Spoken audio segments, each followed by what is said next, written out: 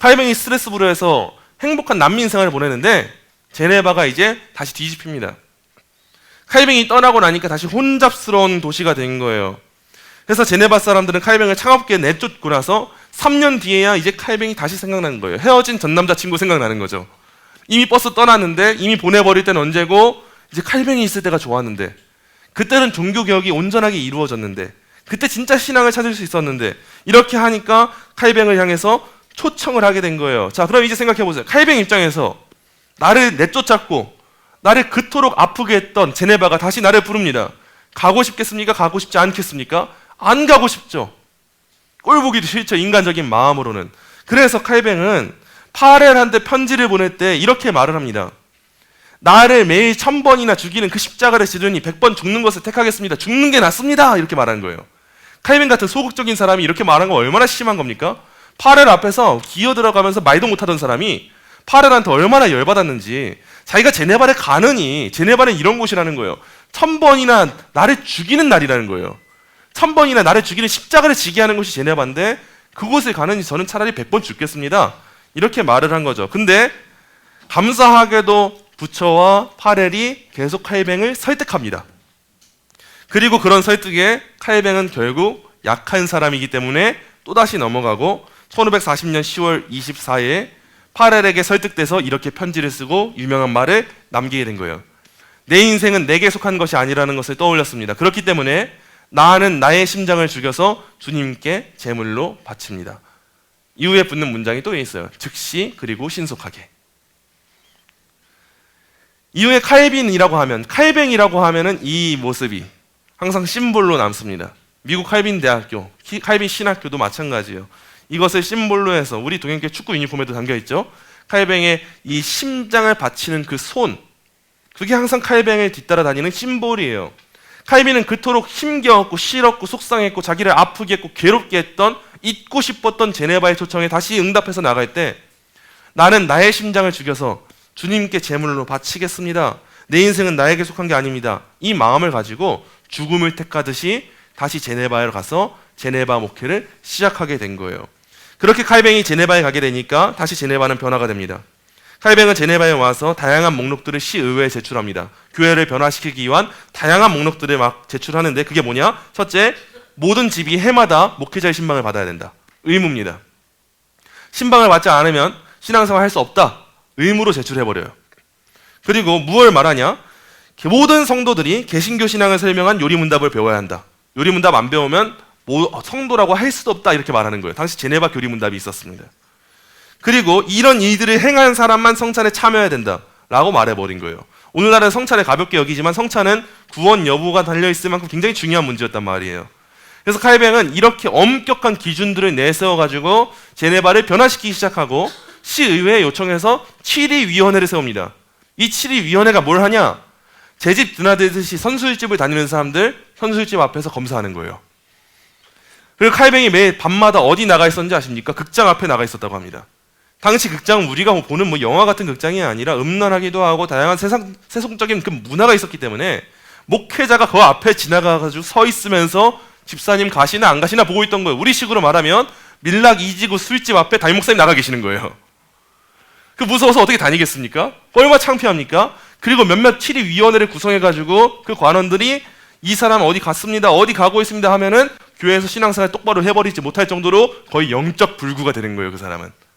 이런 문화를 만들면서 당시 혼란스러웠던 제네바가 다시 한번 정화되기 시작하는 거예요. 그렇기 때문에 점점 이런 일이 있으면 또 반대에서는 잡음이 나고 소음이 나요. 그게 뭐냐? 칼뱅은 보수 프로테스탄트 꼴통 목사야라고 하는 말이 나오게 됩니다. 이 7위를 거부하는 사람들, 7위가 힘겨웠고 그 권위를 받아들이기 싫었던 사람들이 아니 저 프랑스 출신 난민 목사가 기껏 우리 시에서 받아줬더니 여기 와가지고 왜 이렇게 해집고 다니는 거야 라고 하는 반론이 계속 등장하게 되는 거죠. 그러면서 누구를 향해서도 안 좋은 시선이 가냐? 당시 프랑스 난민들, 이민자들을 향해서도 안 좋은 그 눈빛이 향하게 됩니다. 칼뱅이 처음에 프랑스에 왔을 때, 그 제네바에 왔을 때 제네바 시의 인구는 10,000명이었는데 칼뱅이 오고 나서 그가 떠날 때까지 인구가 2배로 늘었다고 해요. 대부분의 인구가 누구로부터 온 것이냐? 프랑스 난민들입니다. 그곳에는 종교의 자유가 있대. 칼뱅이 그곳에 가 있대. 그곳에서 목회하고 있대라고 하면서 프랑스 난민들이 다 제네바로 넘어온 거예요. 그래서 당시 많은 사람들이 프랑스에 대해서 안 좋은 생각을 갖게 된 거예요. 그런데 당시에 스위스는 이 프랑스 난민들로 인해서 많은 발전을 이루기도 합니다. 대표적인 사업이 하나 있습니다. 스위스 하면 떠오르는 사업이 하나가 있는데 그게 뭘까요? 맞아요. 시계예요. 프랑스 출신 난민들이 손재주가 좋아서 스위스의 시계 산업을 발달시켜요. 그리고 이런 프랑스의 영향력으로 인해서 스위스에는 총 4가지의 언어가 사용되는데 대표적으로 많이 사용되는 언어가 뭐냐? 심지어는 프랑스어입니다.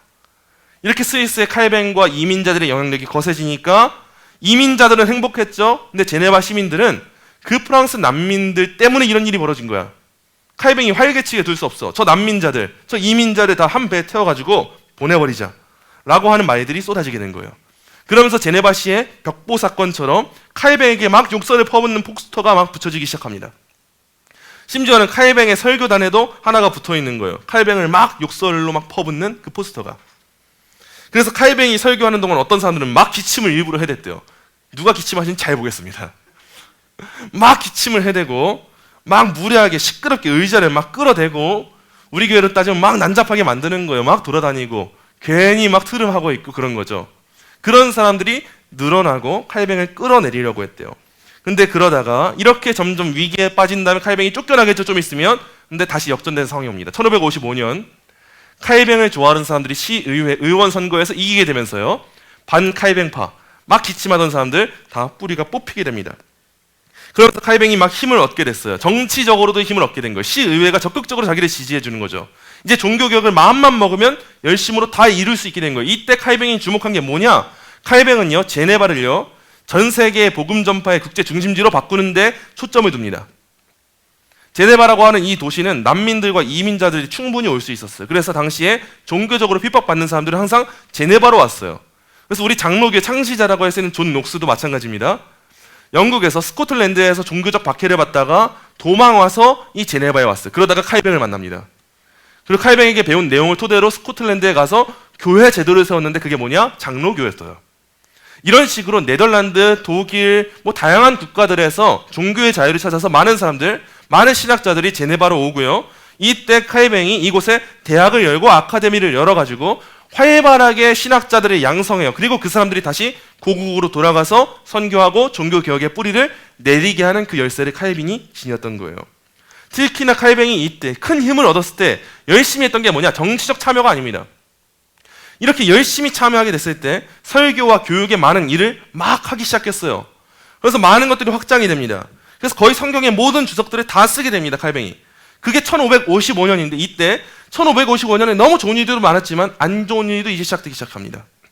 칼뱅의 건강이 이제 급격하게 안 좋아지기 시작해요. 대표적인 칼뱅의 건강적인 질병들이 이런 거예요. 관절염, 담석에 따른 복통, 치질, 각혈, 근육통, 신장염, 혈뇨, 요로결석, 통풍, 이명 등은 당연하게 다 달고 살았대요. 그래서 칼뱅의 별명이 걸어다니는 종합병원이었던 거예요. 이렇게 점점 더 쇠약해지고 완전 삐쩍 마른 사람이 돼가지고 몸 하나만 아프고 힘겨운 사람인데 그 제네바를 책임지면서 많은 글들을 남기고 이후에 이 기독교 강요를 확장시키면서 최종판이 1559년에 나오게 되는 거예요. 이렇게 제네바를 책임지면서 자기의 마음에는 늘 프랑스가 있었어요. 늘 프랑스에 살고 싶어 했는데 의도치 않게 계속 제네바에 있는 거죠.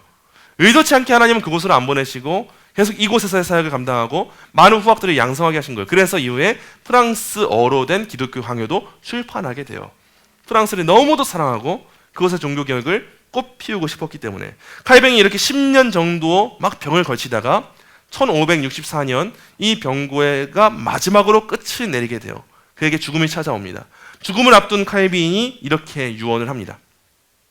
내가 구원을 얻을 방어책이나 피난처는 그분이 은혜로 나를 입양해 주시는 것뿐이요.